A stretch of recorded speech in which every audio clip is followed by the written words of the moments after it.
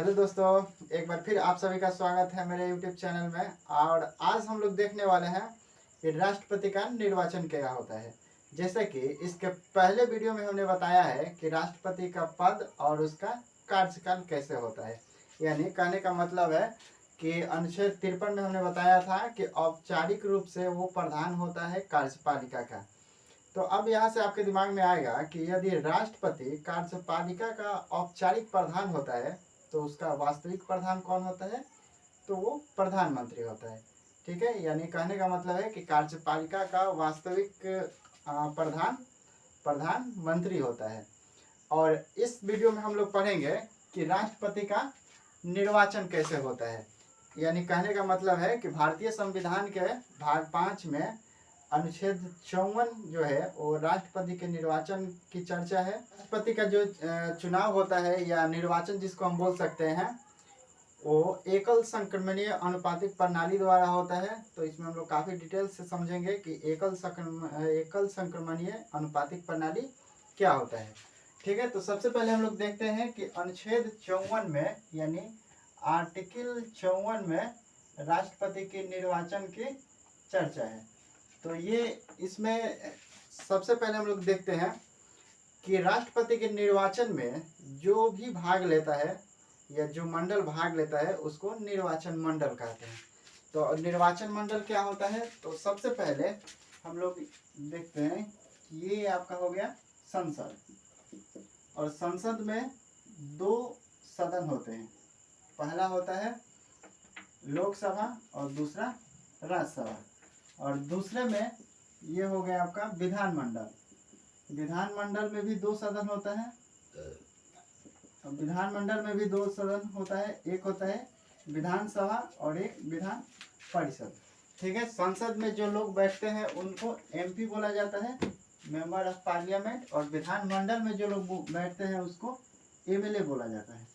तो यहाँ पे यानी कहने का मतलब है कि राष्ट्रपति के निर्वाचन में लोकसभा भाग लेता है, राज्यसभा भाग लेता है और विधानसभा लेता है, लेकिन विधान परिषद भाग नहीं लेता है। इसके पीछे कारण ये है कि विधान परिषद भारत के प्रत्येक राज्य में नहीं है। यानी कि आज के जो वर्तमान टाइम है भारत के कुल 6 ही ऐसा राज्य है जहाँ पे विधान परिषद उपलब्ध है, लेकिन और भी राज्यों में विधान परिषद नहीं है, जिसके कारण राष्ट्रपति के निर्वाचन में इसको नहीं जोड़ा जाता है। अर्थात विधान परिषद राष्ट्रपति के निर्वाचन में भाग नहीं लेता है।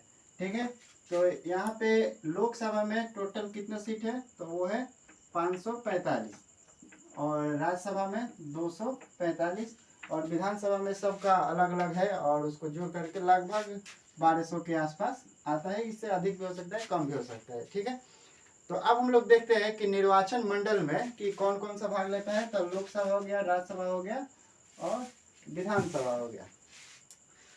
अब हम लोग यहाँ से देखेंगे कि एकल संक्रमणीय अनुपातिक प्रणाली के द्वारा कैसे चुनाव किया जाता है राष्ट्रपति का। तो अब हम लोग देखते हैं कि एकल संक्रमणीय अनुपातिक प्रणाली के द्वारा राष्ट्रपति का चुनाव कैसे होता है। तो सबसे पहले एकल संक्रमणीय देखते हैं। तो एकल संक्रमणीय में होता क्या है कि जैसे आम जनता जो भी चुनाव करती है, जैसे विधानसभा हो गया, पंचायत चुनाव हो गया या लोकसभा हो गया, तो उसमें से जो कैंडिडेट चुन करके जाते हैं तो उसको प्रत्यक्ष रूप से चुनाव बोला जाता है, उसको डायरेक्ट इलेक्शन बोलते हैं। लेकिन जो व्यक्ति जनता के द्वारा चुना हुआ है और वो अपने में ही जो वोटिंग करता है या उसमें किसी अन्य व्यक्ति का चुनाव करता है उसको अप्रत्यक्ष चुनाव बोलते हैं। ठीक है, तो यहाँ पे राष्ट्रपति का जो चुनाव होता है वो अप्रत्यक्ष रूप से होता है, क्योंकि लोकसभा विधानसभा या राज्यसभा जो भी है वो अपने कैंडिडेट वो खुद बनाती है।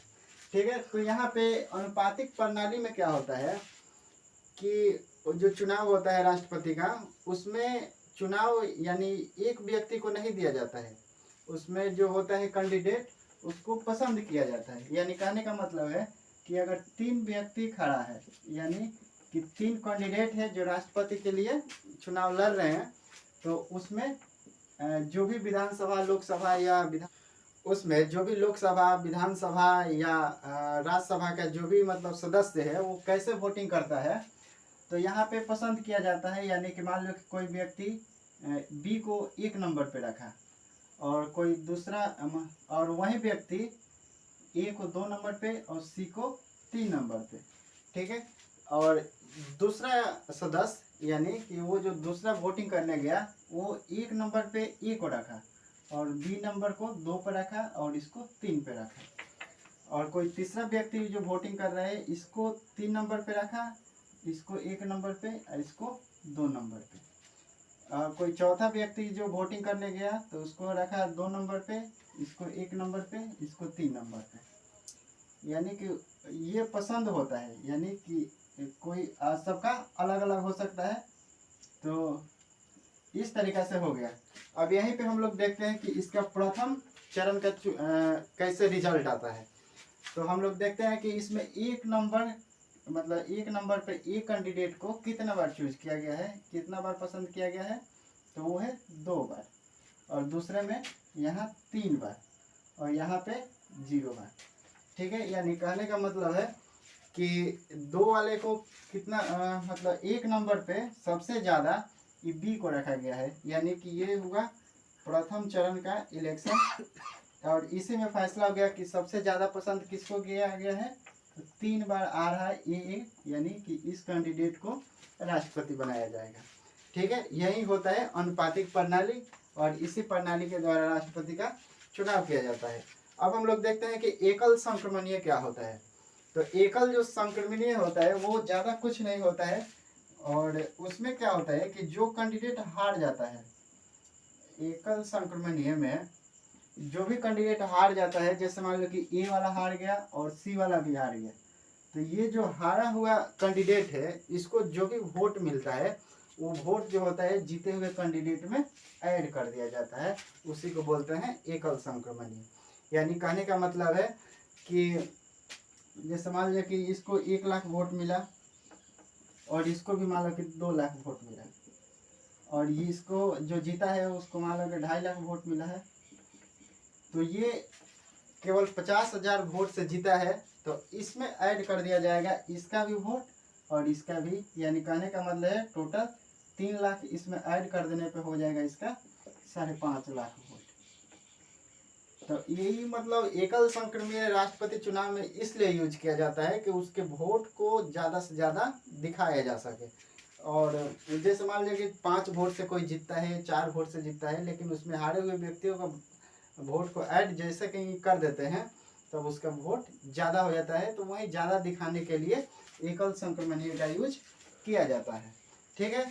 तो उम्मीद करता हूँ आपको अच्छा लगा होगा और इस पर और भी अगर वीडियो चाहिए तो आपको कमेंट करके बताइए और भी मतलब हम इस पर लाते रहेंगे, ठीक है।